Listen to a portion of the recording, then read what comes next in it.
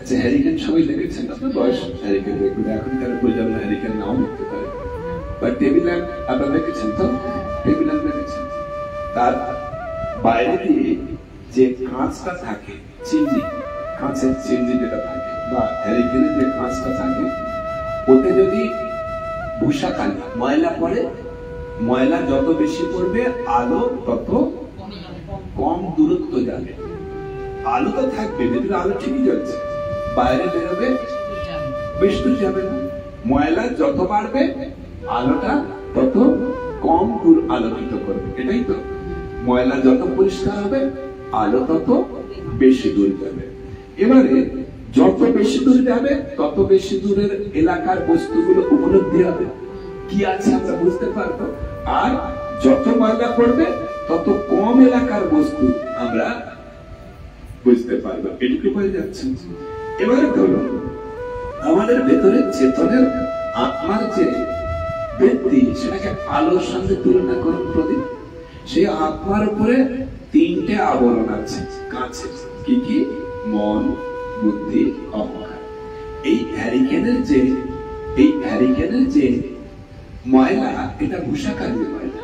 আর আমাদের মন, বুদ্ধি, অহংকার, আত্মার যে চারটে ওই রকম স্বচ্ছ আবরণ আছে, তার যে ময়লা ওটা কর্মফল, পাপের ফলে উৎপন্ন তামসিক গুণ, সকাম পুণ্য কর্মের ফলে উৎপন্ন রাজসিক গুণ, নিষ্কাম কর্মের ফলে উৎপন্ন সাত্বিক গুণ। এইগুলো যার যত বেশি, তার চেতনের এরিয়াটা, উপলব্ধির এরিয়াটা তত কমে যাবে। আমার কথা বুঝতে পারছেন? যত এই ময়লা যত পরিষ্কার হবে, তার চেতনের মানে উপলব্ধির এলাকাটা বাড়বে। ঠিক এই কর্মফলের উপরে ভিত্তি করে আমাদের পুরো মনুষ্য সমাজকে ভগবান চারটি বর্ণে ভাগ করেছে। কি কি? ব্রাহ্মণ, ক্ষত্রিয়, বৈশ্য, শূদ্র। এই শূদ্র জাতি কারা? এদের কর্মফলের পরিমাণ অনেক বেশি, তাই ওই আমাদের মন, বুদ্ধি, অহংকারের পাপ পুণ্যের ফলটা এতটাই বেশি যে তাদের চেতনের আবরণটা বেশি দূর যায় না। শুধু ভোগ করবো, আজ আছে কাল কি খাবো সে চিন্তা তাদের থাকবে না। যারা শূদ্র গুণ সম্পন্ন, আজকে খাচ্ছি কাল কি খাবো সে চিন্তা তাদের থাকবে না। আমি খাচ্ছি, আর কারো হোক আর না হোক সে চিন্তা তার মানে তার আপনের গণ্ডিটা খুব কম, তার নিজের গণ্ডিটা খুব কম। এর দ্বারা তার মানে যত কর্মফল বেশি হবে তত সে স্বার্থপর হয়ে যাবে। আমি বোঝাতে পারছি? তার মানে আমরা যদি এখনো এই ব্যাপারটা খেয়াল না রাখি, পাপ পুণ্য করার ব্যাপারটাকে যদি তাদের কন্ট্রোলের ব্যাপারটা সরকার থেকে না করা যায়, ওরা যে পাপ করতেই থাকে তাদের যদি উৎসাহ দেওয়া যায়, যত পাপ বাড়বে তত তাদের স্বার্থপরতা বেড়ে যাবে, তত তারা ইন্দ্রিয় চরিতার্থের জন্য ধর্ম দেখবে না, নিয়ম দেখবে না, সমাজ দেখবে না, আইন দেখবে না, নিজের মেয়ের সঙ্গে পর্যন্ত তারা যৌথ ক্রিয়া করতে তাদের আটকানো যাবে না। কেন? ওই তারা স্বার্থের গণ্ডিটা একেবারে ছোট হয়ে আসছে। তারা ওই নিজের স্বার্থের জন্য নিজের বাবাকে পর্যন্ত মারবে। আজকে দেখুন, কথাটা হয়তো বললে খারাপ হয়ে যাবে, আপনারা দেখবেন আমাদের যেখানে ধর্মের বিচার নেই, যেখানে পাপ পুণ্যের বিচারটা সেখানে ততভাবে করা হয় না, সেখানে ওই স্বার্থের বিচারটা বেশি করে করা হয় যে ধর্মে, সেই ধর্মাবলম্বী। আপনারা জানেন শাহজাহানের কয়জন পুত্র ছিল? 4টে। তো একজনকে মুরাদ মানে আমাদের ঔরঙ্গজেব, তো সে কি করলো, তার বাবাকে বন্দি করে কারাগারে রেখে আর তার অন্য 3 ভাইকে মেরে সেই রক্ত দিয়ে তার জন্য খাবারের ব্যবস্থা করেছে। তার মানে মেরেছিল সিংহাসনের জন্য। কেন? তারা ওই আমাদের ভেতরে পাপ পুণ্যের বিধি নিষেধের বিষয়গুলো তাদের ধর্মে অত করে দেখা হয় না। কিন্তু আমাদের ধর্মে দেখুন, ভগবান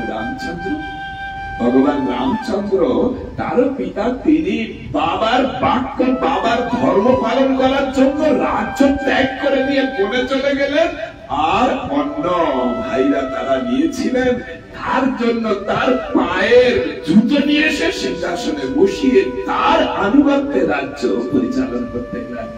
এটাই হচ্ছে বৈদিক ধর্মের উন্নতির দৃষ্টান্ত। কেননা সেখানে ধর্মের বিচার করা হচ্ছে।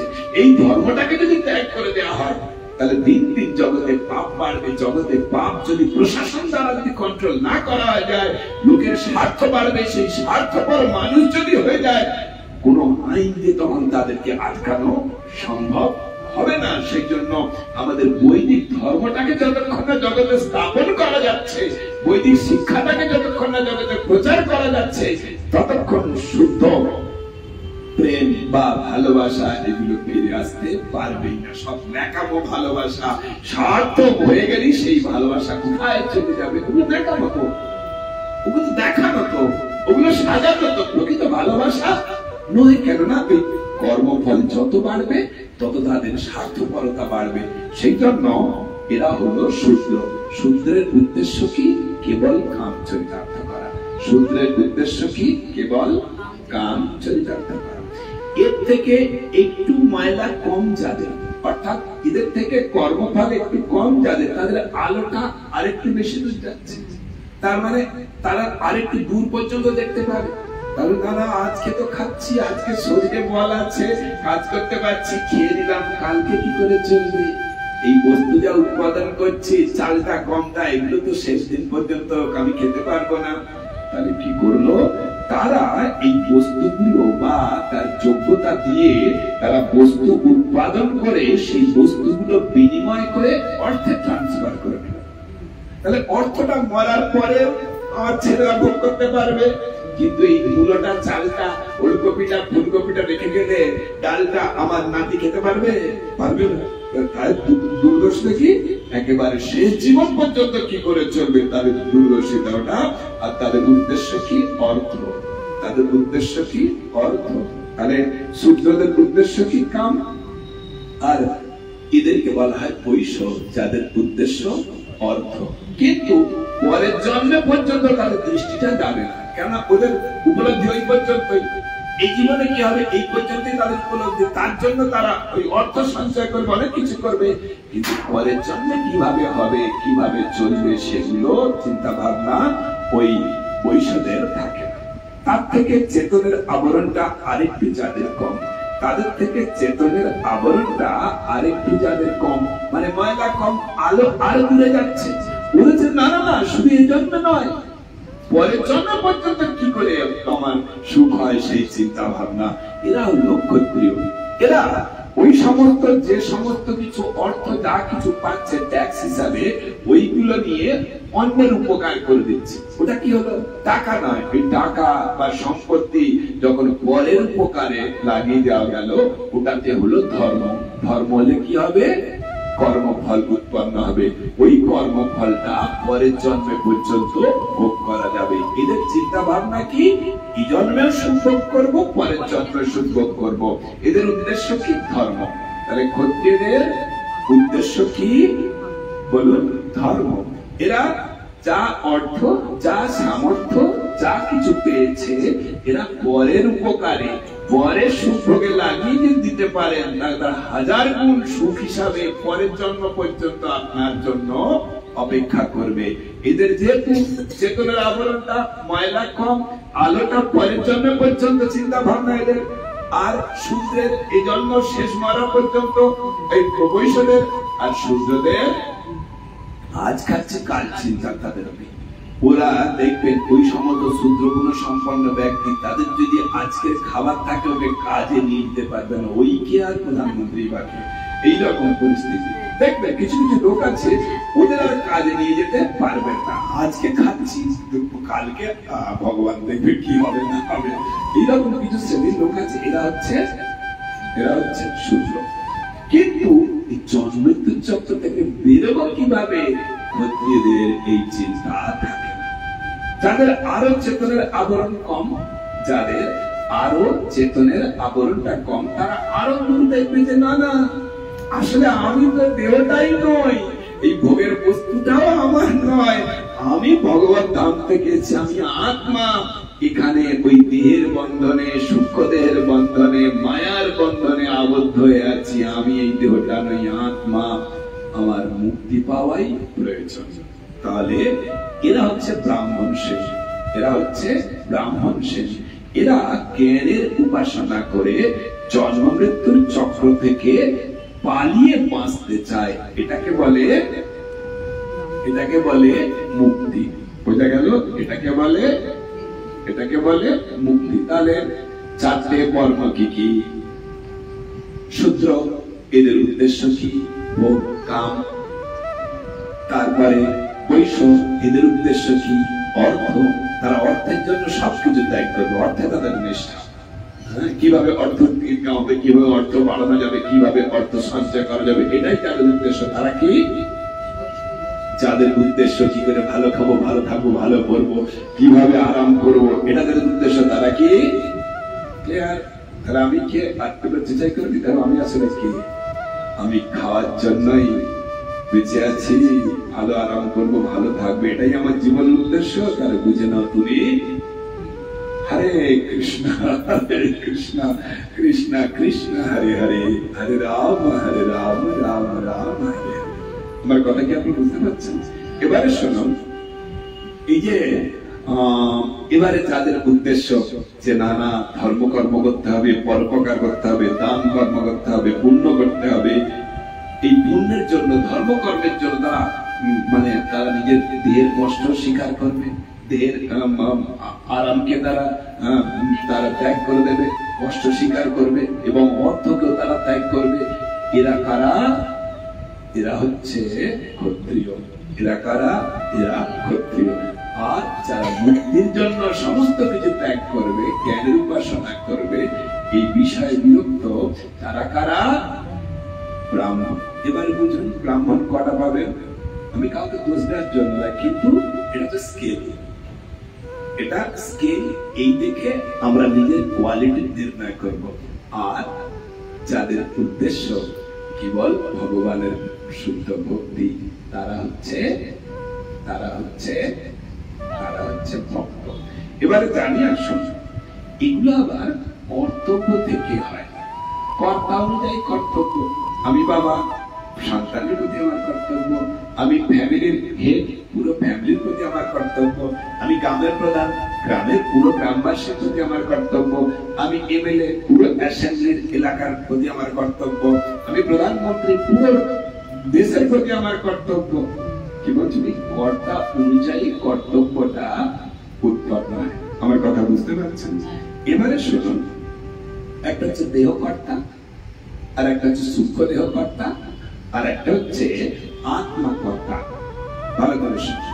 যখন দেহটা কর্তা, আহার নিদ্রা ভয় মৈথুন আমার প্রয়োজন, আর সূক্ষ্ম দেহকর্তা, পুণ্য কর্ম করা আমার প্রয়োজন। আত্মাকর্তা, মুক্তি আমার প্রয়োজন। ক্লিয়ার? বুঝতে পারছেন? আবার বলছি, দেহকর্তা, তাহলে দেহের চাহিদাটাই আমার প্রয়োজন। দেহের চাহিদাটা কি? আহার নিদ্রা ভয় মৈথুন। আর সূক্ষ্ম দেহ কর্তা, আমি দেহটা নই, সূক্ষ্ম দেহটা আমি। তাহলে সেখানে পুণ্য কর্ম, পরোপকার, দান, ব্রত, এই সমস্ত উপবাস আদি করে ধর্ম সঞ্চয় করা আমার প্রয়োজন, তাই তো? আর আমি আত্মা, এই দেহেতে বদ্ধ হয়ে আছি, মুক্তিটাই আমার প্রয়োজন। এবারে কর্তা বিমানগুলো কখন হয়? আমি পাপ করছি, তামসিক গুণ বৃদ্ধি হচ্ছে। আমি পুণ্য করছি, রাজস্বিক গুণ বাড়ছে। আমি এই যে আর নিষ্কাম কর্ম করছি, আমার সাত্বিক গুণ বাড়ছে। আবার বলছি, পাপ করছি, আমার তামসিক গুণ বাড়ছে। দুঃখ ভোগ করছি, আমার তামসিক গুণ কমছে। সকাল পুণ্য কর্ম করছি, রাজস্বিক গুণ বাড়ছে। আবার আমার শুভ হয়ে গেল, রাজস্বিক গুণ কমছে। লাভ পূজা প্রতিষ্ঠা করছি, মানে আমার সাত্বিক গুণ ক্ষয় হচ্ছে। আর নিষ্কাম কর্ম করছি, নিরামিষ আহার গ্রহণ করছি, সদাচার পালন করছি, আমার সাত্বিক গুণ বাড়বে। বলো, এগুলো সব ক্লাস হওয়া উচিত, নীতি করে বিষয়গুলো জানা উচিত। এখন দেখুন, যে বিষয়ে আপনাদের আমি দৃষ্টি আকর্ষণ করাতে চাইছি, এই বাড়াকমা করতে করতে যখন আমি দেহটা ত্যাগ করব, এই বাড়াকমা করতে করতে যখন আমি দেহটা ত্যাগ করব, যে গুণ বৃদ্ধিপ্রাপ্ত অবস্থায় আমার দেহ ত্যাগ হবে, আমার ওই জনিতে জন্ম হলো। ধরুন আমার তামসিক গুণ বৃদ্ধি অবস্থায় আমার মৃত্যু হলো, পশু পাখি দেহে আমার গতি হবে, তামসিক রাজসিক প্রায় সমান আছে, মানুষ দেহে প্রাপ্তি হবে। আমার তামসিক গুণ নেই, সাত্বিক গুণ রাজসিক গুণ আছে, দেহ প্রাপ্তি হবে। তাহলে আমি যে পরবর্তীকালে কোন দেহ পাবো সেটা নির্ভর করবে আমার এই দেহে করা পাপ পুণ্যের সঞ্চয়ের উপরে। আমি সায়েন্স নিয়ে পড়বো, আমি ডাক্তার হতে চাই, স্যারকে বললাম উচ্চ মাধ্যমিক মাধ্যমিক পাস করে আমি সায়েন্স নিয়ে পড়তে চাই, হাই স্কুলে ভর্তির জন্য গেছি, সায়েন্স নিয়ে পড়বো কেন, আমি ডাক্তার হবো, ইচ্ছা আছে, আমাকে সায়েন্স করে। আগে যে স্কুলে পড়ে এসেছো আগে রেজাল্টটা দাও, যদি ভালো মার্কস থাকে সায়েন্স, নালে কমার্স, নালে আর্টস, নালে হাতে সার্টিফিকেট দিয়ে বলবে এখান থেকে বিদায় হবো, বাবা তোমার মতো যন্ত্রের আমার স্কুলে জায়গা, তাই তো? ঠিক তেমনি আমার ইচ্ছা আছে আমি একবারে বিশ্ব সুন্দরী রূপ পাবো, দেবতা হয়ে জন্মাবো। আরে তুমি আগে যে মানুষ দিয়ে পেয়েছিল রেজাল্টটা দেখি কত তামসিক কত সাত্বিক রাজসিক গুণ কত আছে। যদি সাত্বিক গুণ বেশি তামসিক গুণ না থাকে তাহলে দেখতেও পাবে, আর যদি সেটা রাজসিক তামসিক দুরকমই থাকে মানুষ দেহ পাবে। আর যদি দেখা যাচ্ছে রাজসিক গুণ নেই কেবল তামসিক গুণ আছে তাহলে বলে বাবা তোমার আর মানুষ দেহে জায়গা হবে না, পশু দেহে তোমার জন্য অপেক্ষা করছে, বেরো এখান থেকে। আমার কথা বুঝতে পারছেন? ঠিক আছে, আমাদের যে বিষয়গুলো আমরা আপনাদের দৃষ্টি আকর্ষণ করাতে চাইছি, এই তামসিক রাজসিক গুণ বাড়ছে না কমছে এই বিষয়ে সচেতন থাকা প্রচুর প্রয়োজন। শুধু খাওয়াটাই হবে ওই চিন্তা না করে এগুলো করলে হবে না, কেননা আর করতে পারবে না, কেন দূরদর্শিতা লোকের কমে যাচ্ছে। সেই জন্য দূরদর্শিতা বাড়াতে গেলে তাকে ওই কর্মফল ক্ষয়ের ব্যাপারে সচেতন হতে হবে, সরকার থেকে তাদেরকে ব্যবস্থা করতে হবে। কেননা যদি বলা যায় খোকা তুমি পড়ো, পড়াশোনা করে একেবারে মাস্টার হয়ে ফিরে এসো, তাকে কিছু না, শাসন যদি না করা যায় সে কি পড়াশোনা করে উন্নতি হতে পারবে? প্রশাসন রাখতে হবে, তার শিক্ষার জন্য প্রশাসনের জরুরি। তেমনই আমাদের সরকার থেকে ধর্মকর্মগুলো করানোর জন্য তাকে অধর্ম করলে সাজা দিতে হবে, ধর্ম করলে পুরস্কার দিতে হবে, তবেই না ধীরে ধীরে আগাবে। আর ও ব্যাপারে যদি সরকার থেকে না খেয়াল রাখা যায়, নিজে নিজে ধর্ম পালন করবে, তাহলে সব সরকারের জগতের কল্যাণ হবে না আর নিজেদের কল্যাণ হবে। যে বিষয়ে আপনাদের আমি দৃষ্টি আকর্ষণ করাতে চাইছি, তাহলে যখন মানুষের তামসিক গুণ বাড়বে তখন মানুষ দেহ আমি কর্তা হবে। তাহলে যখন লোকের তামসিক গুণ বাড়বে কর্তাকে দেহ, তাহলে যাদের তামসিক গুণ বৃদ্ধি প্রাপ্ত আছে, নিরন্তর তামসিক গুণ বৃদ্ধি অবস্থায় আছে, তার কে মালিক? আমি, দেহটা মালিক, কর্তা আমি দেহ। তাহলে দেহের প্রয়োজন আর নিদ্রা ভয় বৈধতাই আমার দরকার হলো। আর যখন কর্ম করতে করতে রাজস্বিক গুণের প্রাধান্য হবে তখন কি সূক্ষ্ম দেহটা আমি, পুণ্য কর্ম পরোপকার দান ব্রত এগুলো করা প্রয়োজন। আর যখন সাত্বিক গুণের নিরঙ্কুশ সংখ্যাগরিষ্ঠতা হবে এইরকম কর্ম করতে করতে, তখন না সূক্ষ্ম দেহ আমি নয়, আত্মা আমি, মুক্তি আমার প্রয়োজন। আর যখন ভজনের ফলে ভজন করতে করতে ভজনের ফল স্বীকৃতি যখন নিরঙ্কুশ সংখ্যাগরিষ্ঠতা হবে তখন মালিক আমি নই, আত্মা নয়, মালিক আমার পরমাত্মা গোবিন্দ, আমি জীবাত্মা, তার সেবা করাই আমার প্রয়োজন। হলো গ্যাপ গ্যাপ করে সবগুলো একেবারে পাঠ পাঠ করে বোঝানো হলো। যখন তামসিক গুণের প্রাধান্য হবে দেহকর্তা, আহার নিদ্রা ভয় মৈথুন প্রয়োজন। আর যখন সূক্ষ্ম দেহের নিরঙ্কুশ সংখ্যা, সূক্ষ্ম দেহের আহার, যখন রাজসিক গুণের নিরঙ্কুশ সংখ্যাগরিষ্ঠতা হবে তখন সূক্ষ্ম দেহ কর্তা, তার প্রয়োজন পরোপকার দান ব্রত পুণ্য কর্ম, ধর্মটা তার প্রয়োজন। আর যখন সাত্বিক গুণের বিকাশ হবে আত্মা কর্তা, এর মুক্তি প্রয়োজন। আর যখন স্বীকৃতি নিরঙ্কুশ সংখ্যাগরিষ্ঠতা হবে তখন কে কর্তা? গোবিন্দ কর্তা, আমি কারো দাস, সেবার সুযোগ পাওয়াটাই আমার প্রয়োজন।